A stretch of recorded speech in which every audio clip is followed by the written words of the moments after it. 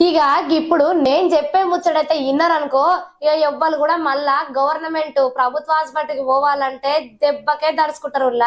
ఇక ఆ ముచ్చట ఏందనుకుంటున్నారు? ఇక మన ప్రభుత్వాలు ఎన్ని పకడ్బందీ చర్యలు తీసుకుంటున్నా ప్రభుత్వ ఆసుపత్రులల్లా నిర్లక్ష్యం మాత్రం కొట్టొచ్చినట్టే కనబడుతుంది. ఇక కార్పొరేట్ స్థాయిలో ప్రభుత్వ ఆసుపత్రిలో వైద్యం అందిస్తామని ఓ వైపు ప్రభుత్వాలు చెప్తుంటే క్షేత్రస్థాయిలో సిబ్బంది మాత్రం అందుకు విరుద్ధంగానే వ్యవహరిస్తున్నారు. ఇక కార్పొరేట్ స్థాయి వైద్యం పక్కన పెడితే ఇక ప్రభుత్వాసుపత్రిలో చేరితే ప్రాణాలకు మాత్రం గ్యారంటీలే లేకుండా పోతున్నాయి. ఇక తాజాగా కామారెడ్డి జిల్లాల అటువంటిదే ఒక సంఘటన అయితే చోటు చేసుకున్నది. ఇక ప్రభుత్వ ఆసుపత్రిలో చేరి చికిత్స పొందుతున్నటువంటి ఓ రోగి పైన ఎలుకలైతే దాడి చేసినాయి. ఈ ఐసీయూల చికిత్స పొందుతున్న రోగి చేతి కాళ్ళు పైన తీవ్రంగా గాయపరిచినాయట. ఇక ఘటన వివరాల్లోకి వెళ్తే పట్టణానికి చెందిన షేక్ ముజీబ్ అనే వ్యక్తి తీవ్ర అనారోగ్యంతో ఇటీవల కామారెడ్డి ప్రభుత్వ ఆసుపత్రిలో చేరిండు.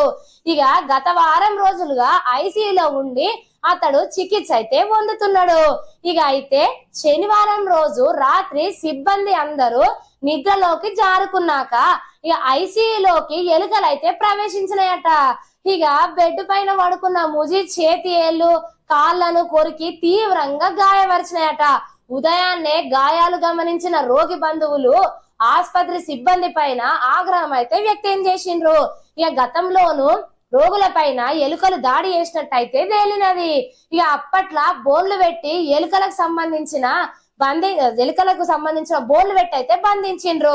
ఇక మళ్ళీ వాటి సంచారం అయితే పెరిగిందట. ఇక సిబ్బంది ఇప్పటికైనా ప్రత్యేక చర్యలు తీసుకొని ఎలుకల బారి నుంచి రక్షించాలని రోగులైతే కోరుతున్నారు. ఇక ఈ ముచ్చటైతే గిట్లా ఉన్నది. పాపం గా ఎలుకలు కొరుకుతుంటే ఎంత బాధపడ్డాడో ఏమో. ఇక